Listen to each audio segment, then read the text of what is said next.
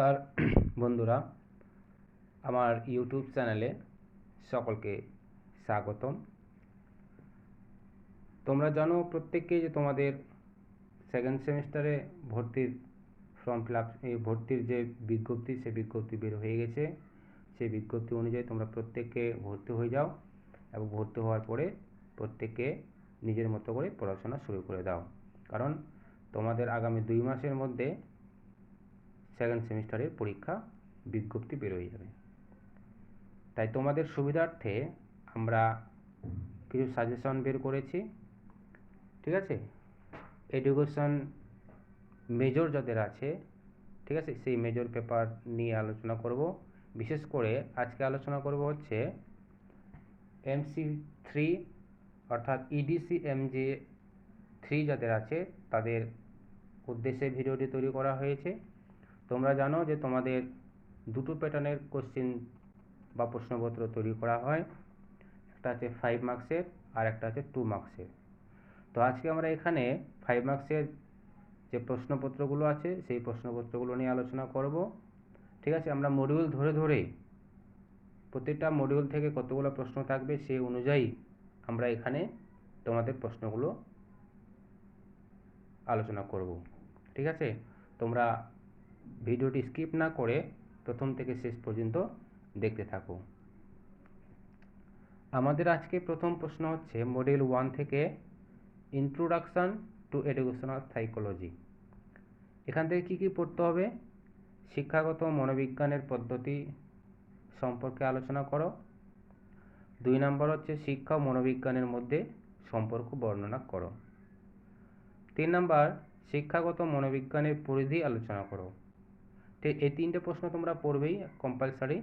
তার সাথে এক্সট্রা করে পড়তে পারো হচ্ছে শিক্ষাগত মনোবিজ্ঞানের প্রকৃতি বা বৈশিষ্ট্যগুলি আলোচনা করো, ঠিক আছে। এবার মডিউল 2তে আছে হচ্ছে sensation, perception, concept, formation, memory and forgetting. এই কয়েকটা বিষয়ের উপরেই আমরা এখানে প্রশ্নপত্রগুলো তৈরি করেছি, যেটা তোমাদের মডিউল 2তে আছে। প্রথম প্রশ্ন হচ্ছে ধারণা গঠনের স্তর বা পর্যায়গুলি সংক্ষেপে আলোচনা করো, অথবা ধারণা গঠনের প্রক্রিয়াটি সম্পর্কে আলোচনা করো, ঠিক আছে। 2 নম্বর প্রশ্ন মডিউল 2 থেকে সংবেদনের বৈশিষ্ট্যগুলি সংক্ষেপে লেখো বা আলোচনা করো। তারপর হচ্ছে প্রত্যক্ষণের বৈশিষ্ট্যগুলি লেখো। পরের প্রশ্ন 4 নম্বর সংবেদন এবং প্রত্যক্ষণের মধ্যে সাদৃশ্য ও বৈসাদৃশ্যগুলি লেখো, অথবা সংবেদন এবং প্রত্যক্ষণের মধ্যে যে পার্থক্য আছে সেই পার্থক্যগুলি আলোচনা করো বা লেখো। 5 নম্বর প্রশ্ন প্রত্যক্ষণের স্তর বা পর্যায় বা শ্রেণীবিভাগ আলোচনা করো, ঠিক আছে। এগুলো প্রশ্ন পড়বে। তার সাথে সাথে এক্সট্রা পড়বে হচ্ছে স্মৃতির স্তর বা পর্যায় বা শ্রেণী বিভাগ সম্পর্কে আলোচনা করো, অথবা পড়তে পারো স্মৃতির 4টি স্তর সম্পর্কে আলোচনা করো। তারপরে প্রশ্ন মানে এটাই আরও অন্যভাবে আসতে পারে যে স্মৃতির উপাদানগুলি কী কী তা আলোচনা করো। পরে 2 নম্বর প্রশ্ন ভুলে যাওয়ার কারণগুলি কী কী, ঠিক আছে। কেন আমরা ভুলে যাই? ভুলে যাওয়াকে আরও অন্য ভাষায় বলা হয় যে বিস্মৃতি বা ফরগেটিং, ঠিক আছে। এই বিস্মৃতির যে কারণগুলি আছে সেই কারণগুলি লিখতে বলেছে। এবার আমরা চলে আসবো হচ্ছে মডিউল 3 থেকে। মডিউল 3তে আছে হচ্ছে গ্রোথ অ্যান্ড ডেভেলপমেন্ট। এই গ্রোথ অ্যান্ড ডেভেলপমেন্টের থেকে যে সমস্ত প্রশ্নগুলো তোমাদের পড়তে হবে সেগুলো হচ্ছে 1 নম্বর হচ্ছে বৃদ্ধি এবং বিকাশের মধ্যে পার্থক্য লেখো, ঠিক আছে। 2 নম্বর জ্ঞানীয় বিকাশের প্রাক অপারেশনাল পর্যায়টি ব্যাখ্যা করো, অর্থাৎ পেঁয়াজের কগনিটিভ ডেভেলপমেন্টের যে প্রাক অপারেশনাল যে পর্যায়টি আছে সেই পর্যায়টি ব্যাখ্যা করতে বলেছে, অথবা প্রি অপারেশনাল পর্যায়ে জ্ঞানীয় বিকাশের উপর সংক্ষিপ্ত আলোচনা করো। তারপরে প্রশ্ন 3 শ্রেণীকক্ষের পরিস্থিতির স্বতন্ত্র পার্থক্য কমানোর জন্য একজন শিক্ষকের ভূমিকা আলোচনা করো, অথবা দিয়ে আসতে পারে একটি শ্রেণীকক্ষে একজন শিক্ষকের ভূমিকা কেমন হওয়া উচিত। 4 নম্বর প্রশ্ন, স্কুলগামী শিক্ষার্থীদের মধ্যে সৃজনশীলতা লালন করার জন্য শিক্ষকের ভূমিকা ব্যাখ্যা করো। 5 নম্বর প্রশ্ন, বিকাশের প্রকৃতি আর বৈশিষ্ট্য সম্পর্কে লেখো। 6 নম্বর প্রশ্ন, স্বতন্ত্র বা ব্যক্তিগত পার্থক্যের কারণ কি কি। 7 নম্বর প্রশ্ন, পেঁয়াজের গণনা করা মানুষের জ্ঞানীয় বিকাশের পর্যায়গুলি আলোচনা করো, অথবা পেঁয়াজের জ্ঞানমূলক বিকাশের যে তত্ত্বটি আছে সেই তত্ত্বটি আলোচনা করো। ঠিক আছে। তারপর 8 নম্বর প্রশ্ন, বিকাশের সাধারণ নীতিগুলির উপর একটি টিকা লেখো। 9 নম্বর প্রশ্ন, ব্যক্তিগত পার্থক্যের ক্ষেত্রে বংশগতির ভূমিকা বর্ণনা করো। 10 প্রাথমিক বিদ্যালয়ের শিক্ষার্থীদের মধ্যে প্রেরণা সৃষ্টিতে শিক্ষকের ভূমিকা আলোচনা করো। এগুলোর পাশাপাশি এক্সট্রা কিছু প্রশ্ন তোমাদের পড়তে হবে, সেগুলো হচ্ছে বৃদ্ধির বৈশিষ্ট্যগুলি সংক্ষেপে লেখো। 2 হচ্ছে বিকাশের স্তর বা পর্যায় বা প্রকারভেদ সম্পর্কে লেখো। এবার চলে যাবে হচ্ছে মডিউল 4 লার্নিং অ্যান্ড ক্রিয়েটিভিটি।